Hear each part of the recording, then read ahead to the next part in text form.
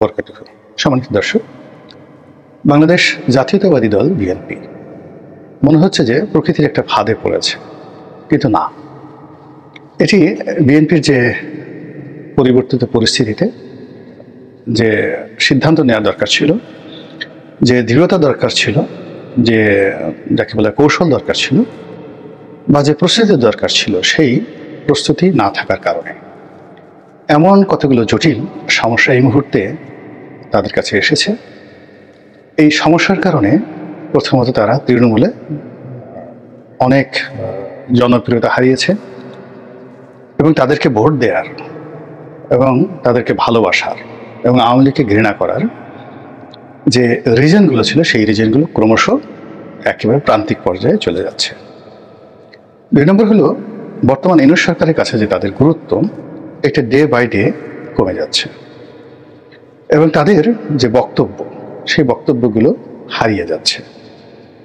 মানে গুরুত্ব সহকারে তাদের একটা দাবি শুনছে না। যেখানে ছাত্রদের একটা কথা, কিংবা ধরুন একজন ইউটিউবারের কথা, বা আমরা যারা ছোট মানুষ আছি, আমাদের যে কোনো একটা কথার যে গুরুত্ব, সেই গুরুত্বের সাথে কোটি কোটি গুণ গুরুত্ব থাকা উচিত বিএনপির যারা ভারপ্রাপ্ত চেয়ারপারসন আছেন, যিনি আছেন, বা যারা তার প্রতিনিধি রূপে বাংলাদেশে আছেন, তাদের কথাবার্তা, তাদের সিদ্ধান্ত, এই জিনিসগুলো কিন্তু এগুলো হচ্ছে না। এরপরে সামনে যে নির্বাচন, সেই নির্বাচনে ক্রমশ এরকম একটা জটিল পরিস্থিতি তৈরি হচ্ছে।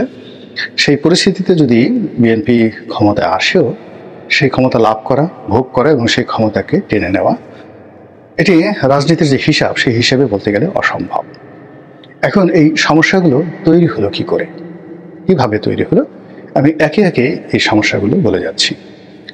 প্রথম সমস্যাটা হলো যে বিএনপির এখন যারা বাংলাদেশে রাজনৈতিক নেতৃত্ব আছেন, শীর্ষ নেতৃত্ব আছেন, তারা সবসময় একটা ত্রিমুখী চাপ। প্রথম চাপটা ছিল শেখ হাসিনা সরকারের পক্ষ থেকে, সেনাবাহিনীর পক্ষ থেকে মামলা, হামলা, গুম, এরকম যেমন ছিল, তার সঙ্গে সঙ্গে আবার অনেকের বিরুদ্ধে অভিযোগ, সত্য মিথ্যা জানি না, যে তাদেরকে টাকা দেওয়া হতো, তারা টাকা গ্রহণ করতেন এবং সরকারের অনেক গোয়েন্দা সংস্থার কথা মতো বিএনপিকে বিপথে পরিচালিত করতেন। এরপরে এদের একটা বিরাট গ্রুপ বিএনপির, যারা বিগত দিনগুলোতে যথেষ্ট দুর্নীতি করেছেন, অন্যায় করেছেন, অবৈধ সম্পদ তারা অর্জন করেছেন। ফলে দুর্নীতি দমন কমিশন, বাংলাদেশ ব্যাংকের যে কেন্দ্রীয় গোয়েন্দা থেকে শুরু করে এনবিআর, জাতীয় রাজস্ব বোর্ড, এই জায়গাগুলোতে তাদের বিরুদ্ধে অসংখ্য মামলা, মোকদ্দমা এবং অভিযোগ থেকেছে এবং এইগুলোকে মোকাবেলা করার শক্তি সামর্থ্য তারা হারিয়ে ফেলেছে এবং তারা পুলিশের একজন ওসিকে দেখলে থরথর করে কাঁপত। তো এখন এই পরিবর্তিত পরিস্থিতিতে তারা হঠাৎ করে রয়্যাল বেঙ্গল টাইগার হওয়ার চেষ্টা করেছেন, কিন্তু এই লোকগুলোর যে চলাফেরা, ঘোরাফেরা, কথাবার্তা, এটা আমলাতান্ত্রিক মহলে যথেষ্ট নেতিবাচক একটা অবস্থা তৈরি করে ফেলেছে। এবং এই কারণে কি হচ্ছে, বিএনপির যে রাজনৈতিক প্রতিদ্বন্দ্বী এই মুহূর্তে জামাত, এবং তাদের কথার সূত্র ধরে অন্য অনেকেই, এমনকি এই যে যারা সমন্বয়ক, তারা 10 মুখে বলার চেষ্টা করছে যে এক জালেম গিয়েছে, তার বিনিময় বা তার পরিবর্তে আমরা অন্য জালেম চাই না। তো যখন আপনি আপনার মর্যাদা হারিয়ে ফেলবেন, সম্মান হারিয়ে ফেলবেন, রেপুটেশন, নেম অ্যান্ড ফেম হারিয়ে ফেলবেন, তখন আপনি কোনো অবস্থাতেই জনগণের বিশ্বাস এবং আস্থার জায়গায় যেতে পারবেন না। তো আওয়ামী লীগের প্রতি মানুষের ক্রোধ ছিল, ক্ষোভ ছিল। আওয়ামী লীগ চলে গেছে, বিএনপির প্রতি শুধুমাত্র বিএনপি যারা করেন তাদের সমর্থন আছে, কিন্তু সাধারণ মানুষের যে ভালোবাসা, শ্রদ্ধা এবং তাদেরকে শাসক হিসেবে পাওয়ার যে বাসনা, এটি গড়ে ওঠার সুযোগ হয়নি। আর এখন এটি মাইনাস পয়েন্টে চলে গেছে এই সারা বাংলাদেশের বিভিন্ন জায়গাতে বিভিন্ন রকম কর্মকাণ্ডের ফলে, এবং আপনারা সবাই জানেন প্রান্তিক লেভেলে যারা আছেন। এরপর হলো যে এই সময়টিতে যেমন বেগম খালেদা জিয়া, তিনি অসুস্থ এবং তিনি এই সময়টাতে সরকারের পক্ষ থেকে বলা হচ্ছে তাকে বিদেশে পাঠানো হবে, কিন্তু তিনি যাচ্ছেন না। কেন যাচ্ছেন না, এটা নিয়েও কিন্তু অনেক কথাবার্তা হচ্ছে।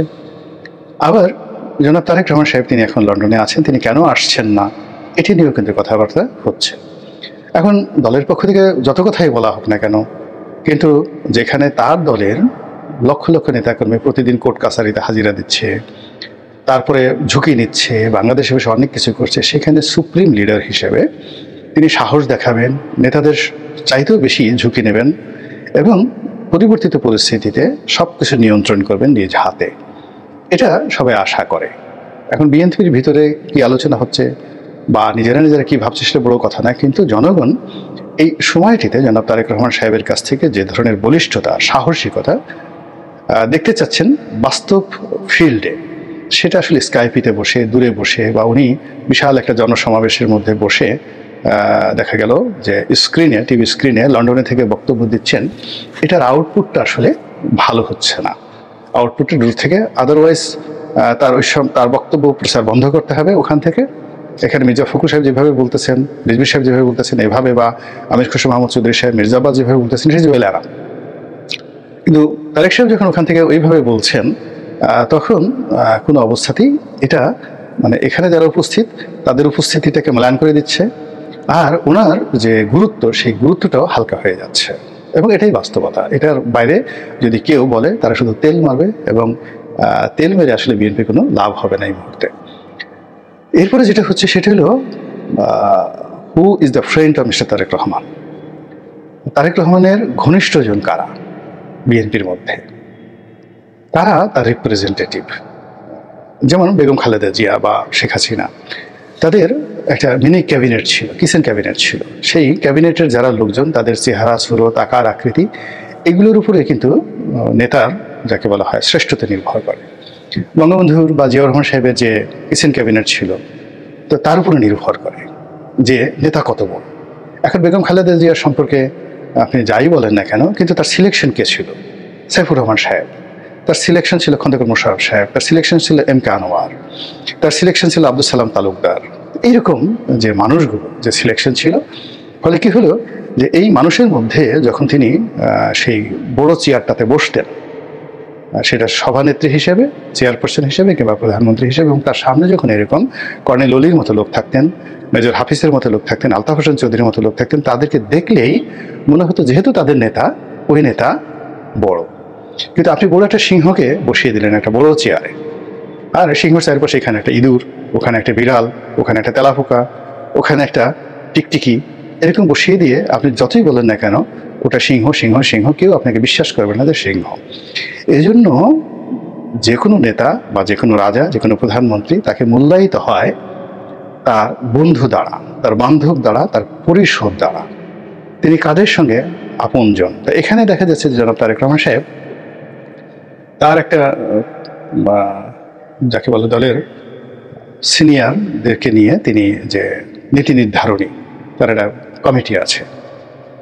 তো আওয়ামী লীগে যেটাকে বলা হয় প্রেসিডিয়াম মেম্বার, আর বিএনপিতে যেটাকে বলা হয়, এই মুহূর্তে আমার নামটা মনে আসছে না, যেহেতু রেডিমেড কথাবার্তা বলছি, তো সেটা সর্বোচ্চ নীতি নির্ধারণী বডি। তো সেখানে যারা আছেন, এদের কারোরই সঙ্গে, সেটা গয়েশ্বর বাবু বলেন, মির্জা আব্বাস বলেন, সালাউদ্দিন সাহেব বলেন, একমাত্র সালাউদ্দিন সাহেব ছাড়া অন্য যারাই এই গ্রুপে আছেন, ডাক্তার জাহিদ থেকে শুরু করে, তাদের কারোর সঙ্গে ওনার বন্ধুত্ব আছে, তারপরে ওনার আপনজন আছেন, এরকম আমরা জানি না।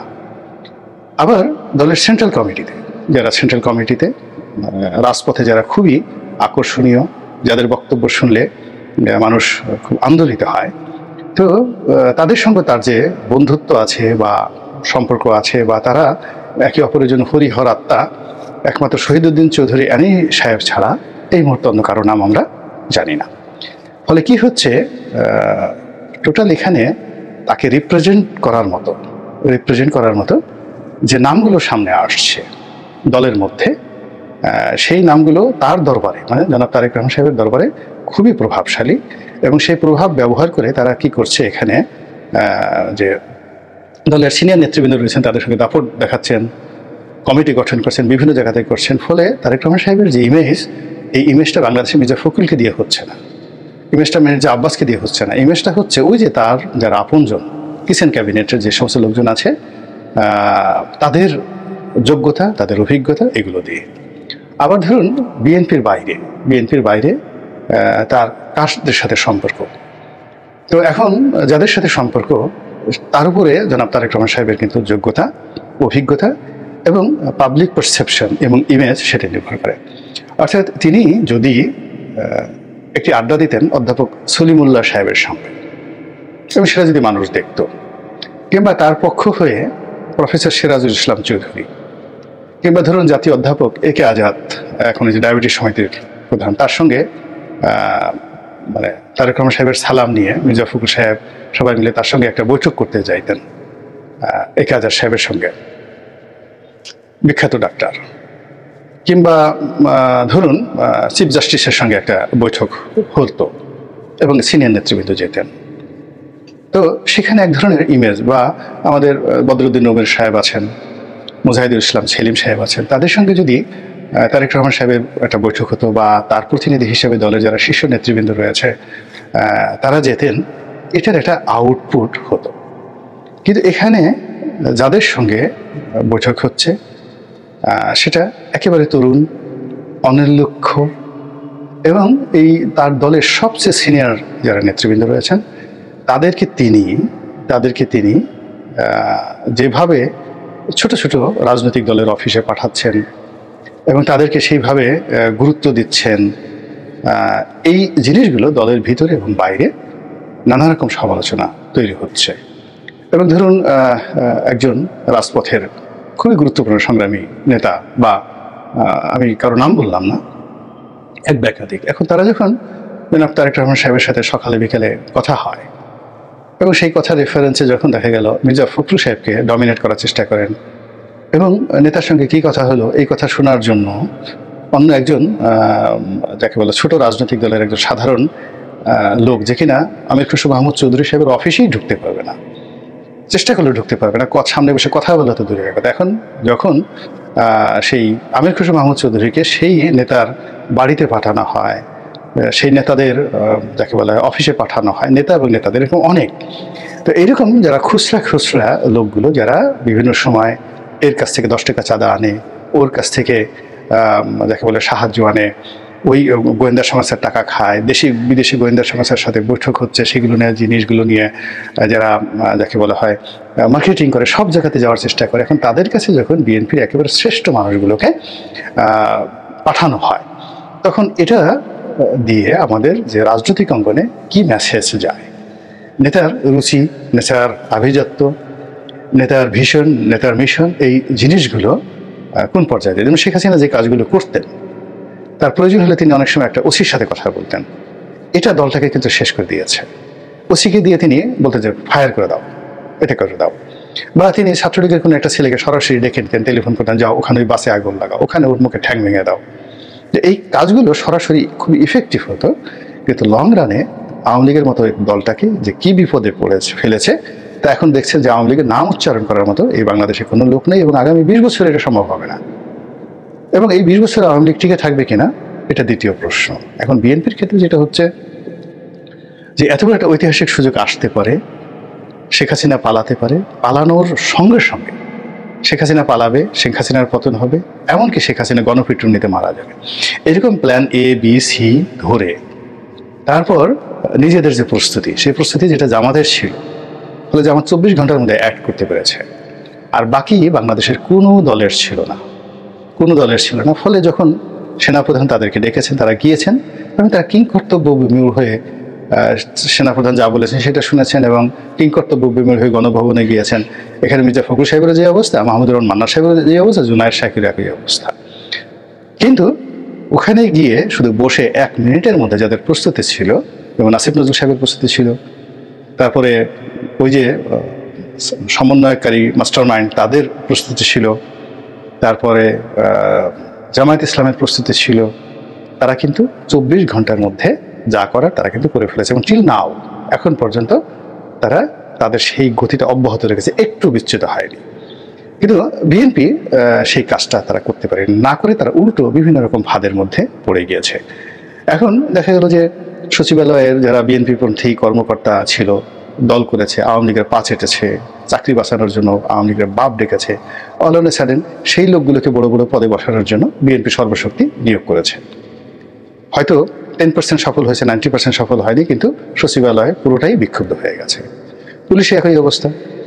এই যে পুলিশের যে সকল সাবেক পুলিশ কর্তা বা এখানে বঞ্চিত অবস্থায় ছিল পুলিশ কর্মকর্তা, যাদেরকে গত 20 বছরে মানে 2006 থেকে এই পর্যন্ত 1 পয়সার উপকার হয়নি বিএনপির, সেই লোকগুলোকে দেখা গেল যে এই 3 মাসের মধ্যে 100 দিনের মধ্যে এমন ক্ষমতা দেওয়া হয়েছে, তারা এরে নিয়োগ দিচ্ছে, ওরে বোধ দিচ্ছে, ওরে থাপ্পড় দিচ্ছে, ওরে এই কাজ করছে, এখান থেকে টাকা নিচ্ছে, ওখান থেকে কাজ করছে। পুরো বাহিনীর মধ্যে তাদের সফলতা, তারা যে কাজ করতে চেয়েছে হয়তো 10%, বাকি 90% তারা ফিল করেছে, কিন্তু লায়াবিলিটি তৈরি হয়েছে 100%। এইভাবে ব্যবসা বাণিজ্য, চাঁদাবাজি, দখল, ট্রেড ইউনিয়ন, তারপরে শেষে আওয়ামী লীগের দুর্বৃত্তদেরকে আশ্রয় দেওয়া থেকে শুরু করে আরো অনেক কিছু, এগুলো মূলত ফাঁদ। ইট ওয়াজ এ ট্র্যাপ। এটা এই যে যারা এই আন্দোলনের মাস্টার মাইন্ড, তারা ইচ্ছে করে কিন্তু এই ট্র্যাপটা করেছে, বিএনপির জন্য করেছে, এবং বিএনপি ইচ্ছাই হোক অনিচ্ছাই হোক, বুঝে হোক না বুঝে হোক, এই ট্র্যাপে পা দিয়েছে, ফাঁদে পা দিয়েছে। এখন এই যে মানে ফাঁদের যে সুতো বা সুইচ, এটা ধরে যখন টান দেয়া হবে, এবং খুব দ্রুতই টান দেয়া হবে, টান দিলে বলেন তো কারা কারা ধরা পড়বে? আর যারা যারা ধরা পড়বে, এমনিই তো এই লোকগুলো 20 বছর ধরে বঞ্চিত, সেই 111 থেকে এখন পর্যন্ত বঞ্চিত। তারপর যদি আর একটা চাপ আসে, ন্যূনতম চাপ আসে, বিশ্বাস করেন কাপড় চোপড় নষ্ট করে ফেলবে, অন্য কোনো দিকে তাকানোরও সুযোগ তাদের হবে না। এখন এই যে কথাগুলো আমি বলতে পারছি, আপনি বুঝছেন কিন্তু বলতে পারছেন, এই হলো পার্থক্য। আল্লাহ আমাদের সবাইকে